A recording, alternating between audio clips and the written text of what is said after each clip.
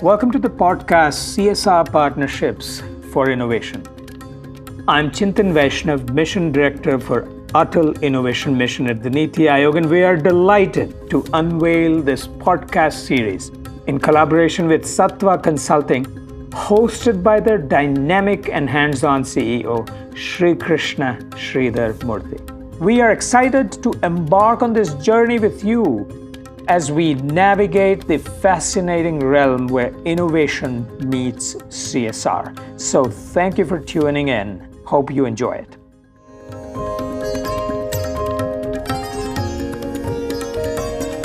India requires more than USD 500 billion annually to achieve sustainable development goals. This is an immense opportunity for CSR to catalyze investments for the development of India. CSR spending in India is concentrated in a few sectors, including education and healthcare. Less than 1% of the CSR funds are channeled towards incubators to support social enterprises. To understand the criticality of CSR backing for scalable and impactful solutions through social enterprises, we have with us today Mr. Harish Krishnan, Managing Director, Public Affairs and Strategic Engagements at Cisco India and SAARC. Harish leads Cisco's strategic engagement with India's national and state governments on a wide range of public policy issues that concern Cisco in India as an investor, globalization hub, business unit, and as a corporate citizen. Harish is a member of the CII National Committee on Communications and Information Technology and the chair of the US India Strategic Partnership Forum Digital Task Force. Thank you for joining us today, Harish.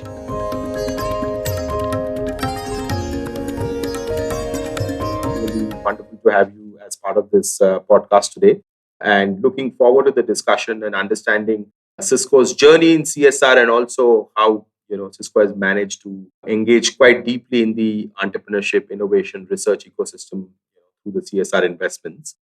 Thank you, Krishna. Happy to participate in this podcast. And I'm actually part of the Global Government Affairs Organization of Cisco. I've been in Cisco for over 16 years. I'm the Managing Director and Chief Policy Officer of Cisco India. So when you work in a Global Government Affairs Organization, we work a lot with the government, both at the central and the state level in policy. And one of the basic training that we get for any good public policy professional is to think of the country first, then the industry, and then the company. Because for you to get a seat on the table in any policy making body, you need to be relevant to the society that you come from, which is why, it is so important for people in my role to be connected to society in a big way.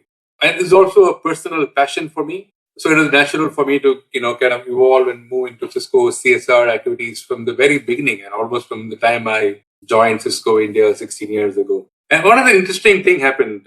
Cisco's purpose as a company is to power an inclusive future for all. And I always reiterate that it is not a Cisco CSR mandate or purpose. It is the purpose of the company, which is the reason why Cisco as a company exists, to power an inclusive future for all. And a couple of years ago, Cisco did a restructuring and brought the people, policy, and purpose organization under one roof. And we call it the 3P organization. And this function reports to the Chief People, Policy, and Purpose Officer globally. So this work, the synergy between policy and purpose got together even institutionally. So that got me even more drawn into the CSR program. I really like the country first kind of an approach, which I think is quite inspiring, and the ability to kind of bring the three P's together, Harish. Kudos on that. Just would be great to also get a sense of how CSR has evolved in Cisco. The law also has gone through a lot of transition. How did Cisco start? Kind of where does Cisco stand today, and what has been the evolution like, and key milestones, if you were to kind of talk about that? So Cisco is all about connecting people, connecting things, and we believe when you connect the unconnected, magic happens. And we have been implementing CSR long before the 2% mandate came into being in India. I remember soon after I joined Cisco, there was this big floods in Karnataka. And the government approached all the companies. They asked them to, build 100 homes and so on and so forth. Cisco built 5,000 homes in Raichur. Wow. Right? This is like way back in 2007 before the mandate came. But I think the biggest example of corporate social responsibility going beyond any mandate at Cisco is the NetAcad. The Cisco Networking Academy, which was conceived 25 years ago, and it's a global flagship CSR program of Cisco. And over the last 25 years, Cisco has trained 17 million students in networking skills, and 3.2 million in the last 1 year. And India has been one of the areas where NetAcad has really grown in the last few years. And to just give you an example, we have trained about 1.2 million people since inception, but the last 1 year alone, we've done 400,000.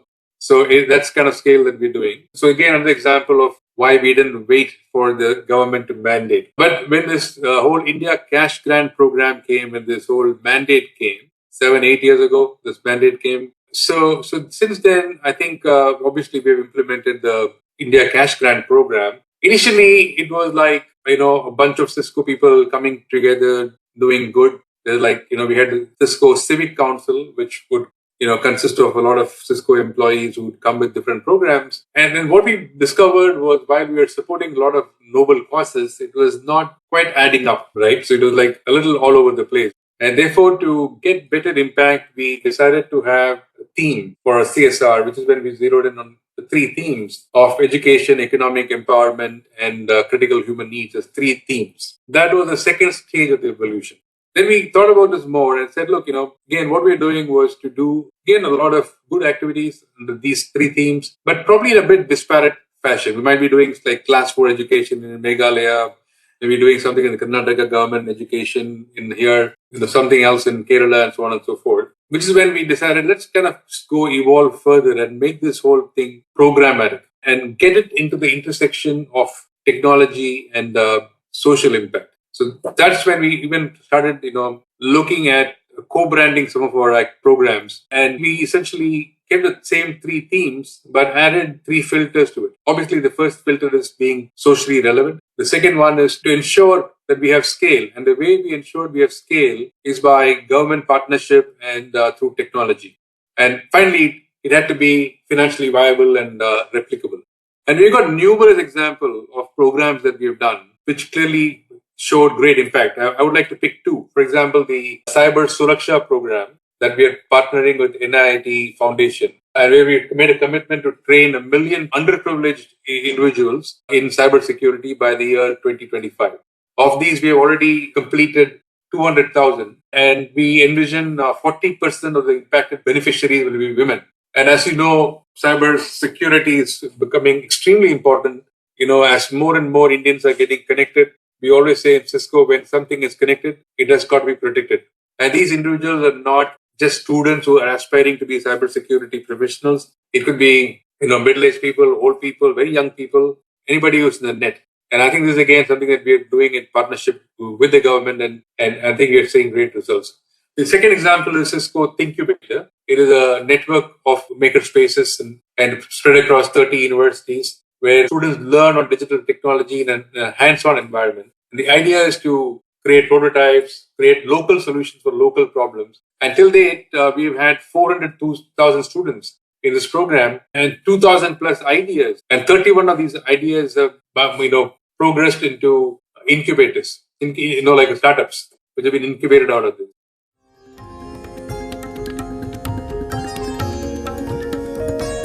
So that's wonderful, Harish. I think the evolution from responding to some of the issues like the floods to then having a structured focus on certain key areas like education, economic empowerment, and critical human needs to eventually moving to a very programmatic kind of focus. And then seeing the three criteria also of scale, replicability, and obviously being socially relevant. I think all of them kind of resonate very strongly of the core purpose of CSR and I think how CSR can add value. How did this focus on innovation or entrepreneurship kind of come into the discussion? And I'm sure, Harish, you've been part of the CSR committee for a long time. You've had a lot of discussion with your peers at the committee, and you're one of the few CSRs who have a very strong focus across your portfolio on innovation technology and looking at scale because of technology type of stuff. So when did that thought kind of come in that you transitioned from doing more one-off projects to thinking in this strategic way about innovation? And what were some of the discussions like in the CSR committee? Was there some hesitancy or resistance, or was it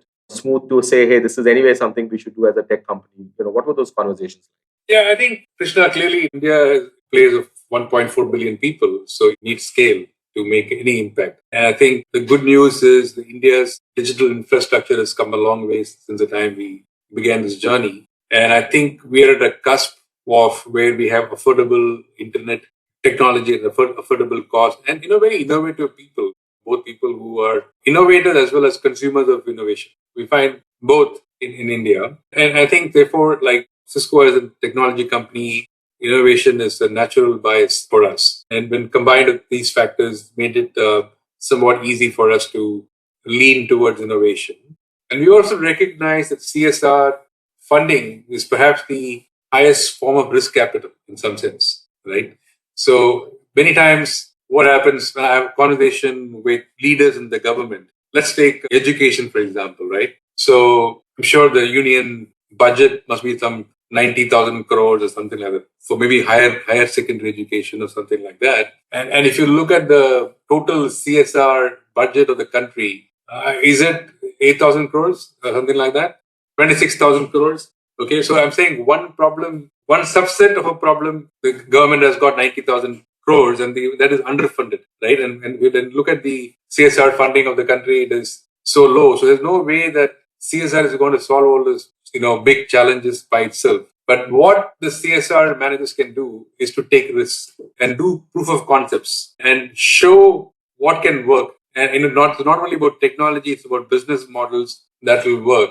And that can then take advantage of this higher funding that the government has. Because the government obviously has many guardrails and obviously they cannot spend money on high risk kind of activities. So number one is that is one of the important things. And secondly, like what we're also trying to do is to not only fund innovators, but create innovators. We look at incubators, for example. It is a story where we're getting students to think innovation, think entrepreneurship, right? And move away from trying to be job seekers to become job creators. And frankly, that is what is going to make India the third largest economy in the world, when young people become entrepreneurs and innovators. So I think that is what we're trying to do in our own small way. CSR as risk capital, Harish, is one of my favorite lines of the conversation today, because I think that really sets the mindset of CSR very, very differently, and to look at solutions which are more forward looking than just looking at what exists today.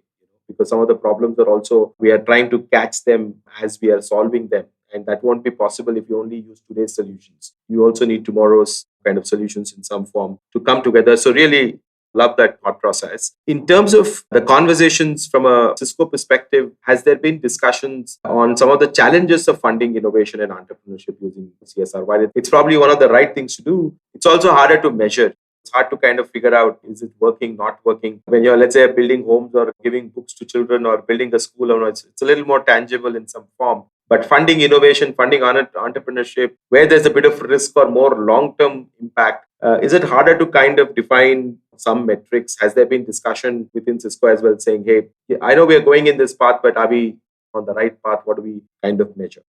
Yeah, so I think there's always in any decision a risk-reward ratio, right, that one takes into consideration. And we try to keep a balanced portfolio. We have made a commitment to impact 50 million lives by the year 2025, and there's a hard commitment, right? So just as the business is measured on our revenues, we have an equally strong metrics for measuring impact. So we keep an eye on that so that we don't get carried off too much on one side. So we have a mix of some regular projects that we do, which are tangible, which we can see the rise, and innovation. And again, we keep a hawk eye on that so that, we don't get too carried away. So like I said, we always look at government partnership.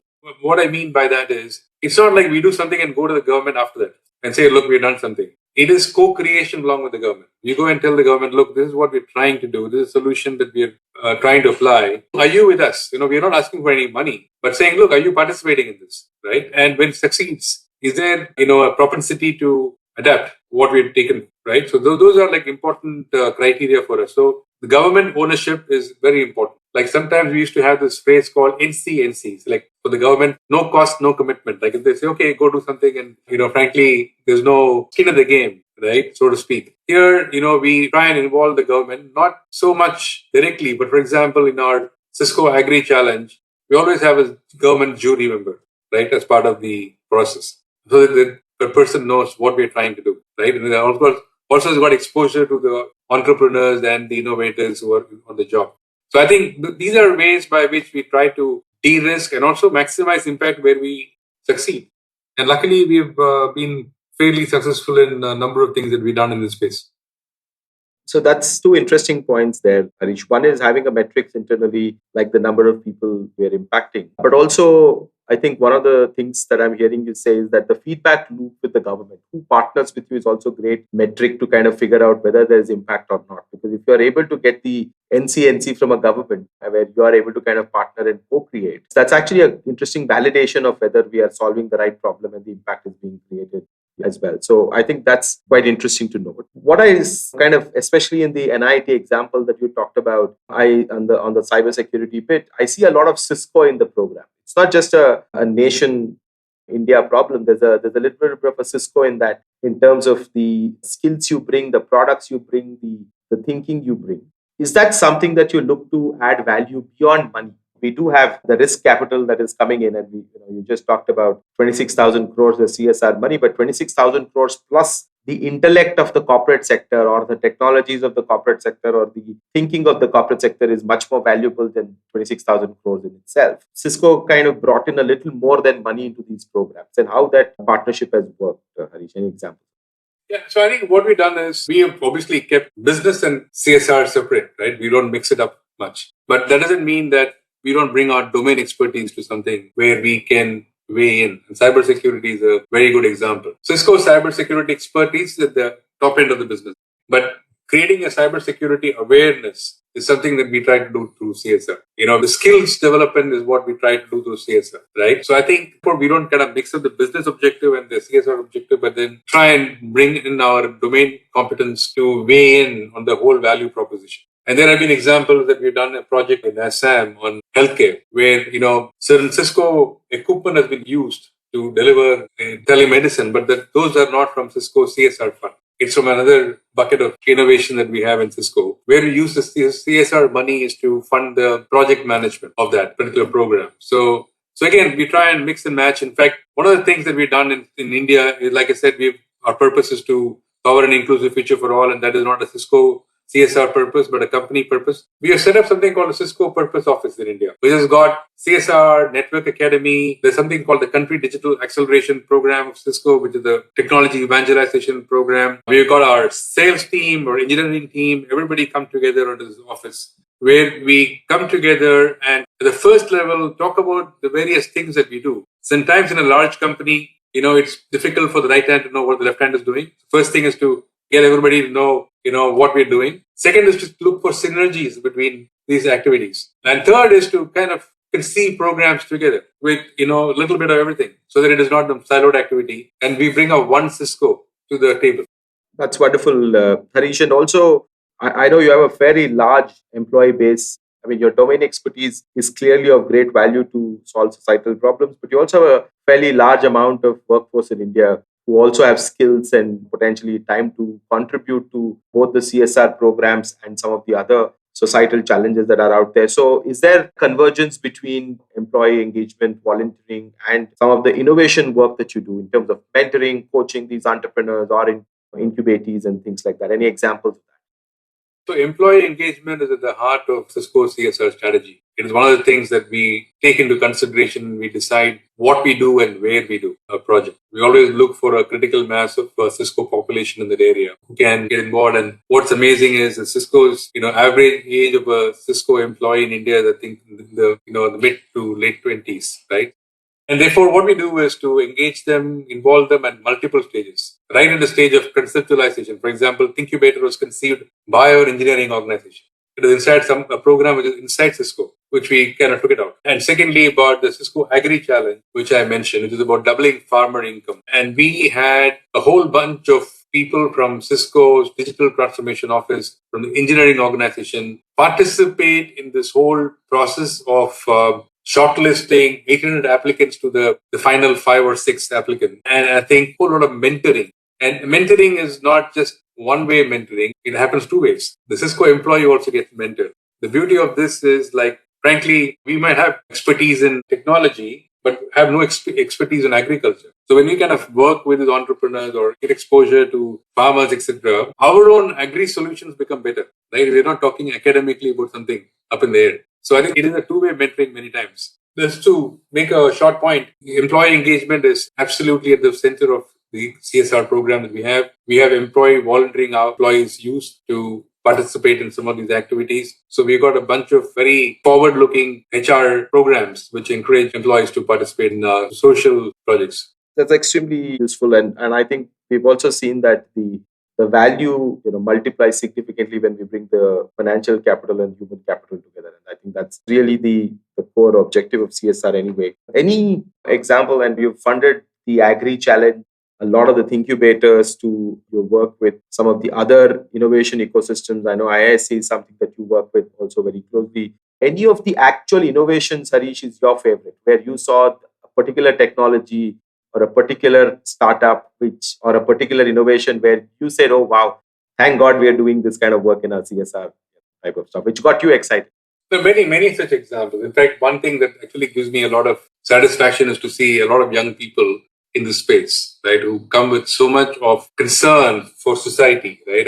I would think that this generation are so much more socially conscious than perhaps my generation, and they're willing to take this risk, right? So it's so great to interact with the young people. And I think Cisco Agri Challenge is one of my favorite, right? So, like I said, the partnered nudge to create the program, and we had declared a prize money of 2 crores, and we had a process of 18 months to shortlist from 800 applicants to the final one, right? So it was not about the one winner who took it away, but it was also the 18-month process and the 800 applicants and the interaction that we had. But that one winner was somebody that impressed me a lot, Nidhi, from S4 Technologies. And the innovation that she had when growing up, we always heard about this losses from farm to fork. And we always used to rue about lack of cold chains, lack of road infrastructure, port infrastructure, and all that leads to some tremendous amount of losses that happen, and how the farmers don't have the bargaining power because their produce is perishable. So while everybody is focused on this cold chain and road infrastructure, etc., like pretty long-term and capital-intensive kind of efforts, this entrepreneur actually did the other way around. She took this whole technology, which will actually preserve the farm produce and give it a much better shelf life to near the farm. For example, let's say tomato, which is a very perishable kind of a commodity. Because of all the things that we described, we might have lost out a lot in the process. But just imagine if you're able to process the tomato puree next to the farm, right? And make it into a paste, put preservatives, and take the paste to a large company that makes, let's say, tomato sauce or squash. That's what she did, right? It is so amazing to see that innovation and be so successful. And we also have good examples in Krishi Mangal and in Project Varan. I would like to see more ICT usage in some of the interventions. I'm still pushing the teams to see how we can get more ICT, because I truly believe that this whole Jan Dhan Aadhaar mobile phone integration has transformed a lot of things in India. And I think I would like to see more leverage of this platform for greater productivity for agriculture, for example, right? So I'm hoping our next Krishi Mangal program, I'm probably letting out a secret, but I've kind of told the team that we should probably entirely focus on ICT, not just technology, make it ICT, right? That's how we probably want to go down, going forward. And I think these are at the end of the day, after all the strategic thinking and planning and programming and 18 months of looking at innovators, when the rubber meets the road, these are the kind of innovations that actually come out and create the impact we want, Harish. So I also want to say that, even other thing that jumps to my mind is I went to Rajasthan, to a village where we were doing some project with Tata Trust. I always used to wonder, how would a 25,000 rupees intervention help somebody, right?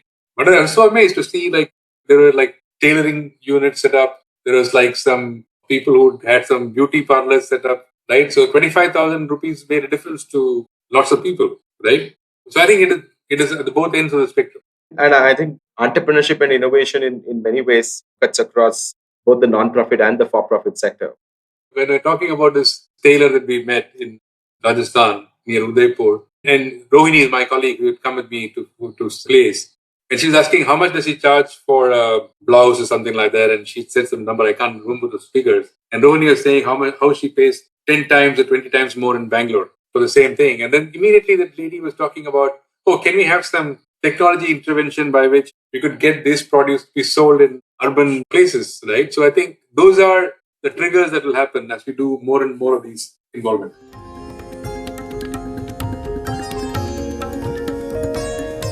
This has been great, Harish, and it's wonderful to see your passion for this also. How do we take this to the larger CSR ecosystem? What advice or suggestion, Harish, you would have for other CSR professionals, CSR committees who are on the fence thinking, hey, should we go test out the risk capital approach, the entrepreneurship innovation approach? What advice would you have for them at this point? Like I said, everybody needs to have a balanced kind of approach, portfolio in their CSR portfolio. And I think everybody recognizes scale is critical. The scale will only come through technology. There's no two ways about it, right? And I think that's born out of so many engagements that we have done. And again, I think people should leverage this whole digital infrastructure that India has set up. India, we recently had a delegation from one of the advanced countries. I'm not naming the country, but they went back thinking, oh, we got so much to learn from India in terms of digitization, right?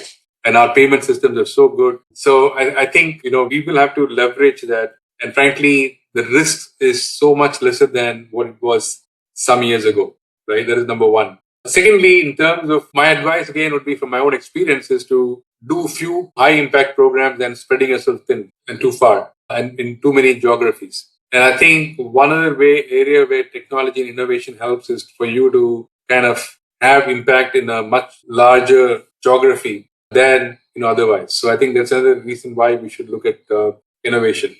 Like again, I said, each company has got its own domain expertise, and they should work at the intersection of their domain expertise and what the society needs. And I think we should also probably look at some cross-pollination between companies.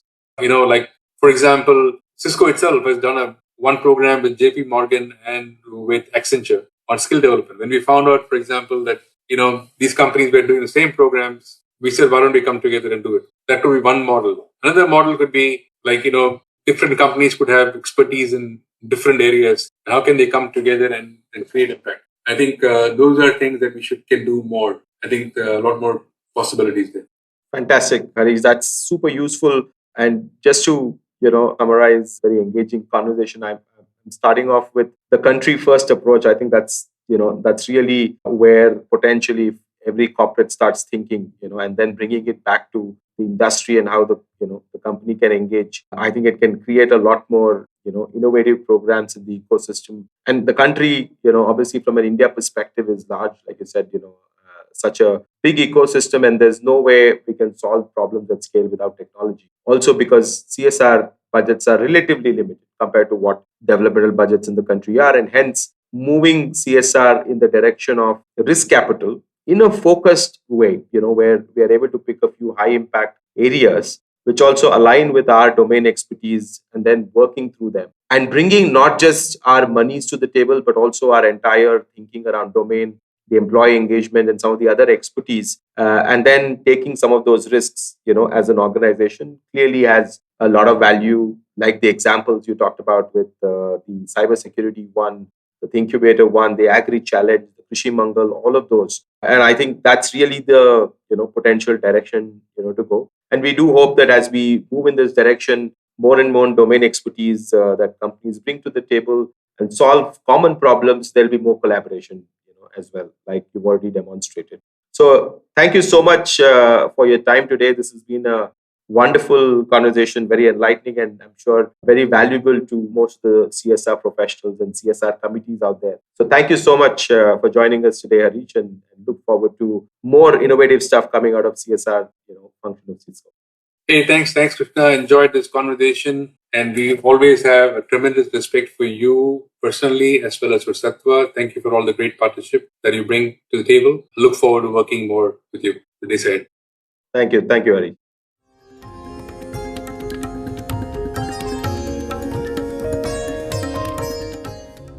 We hope you enjoyed this episode with our expert guest. And we thank Atal Innovation Mission for partnering with us on this series of conversations for the CSR ecosystem. Please make sure to subscribe, like, and follow us and explore more of our content from Sattva Knowledge Institute, all linked in the episode description.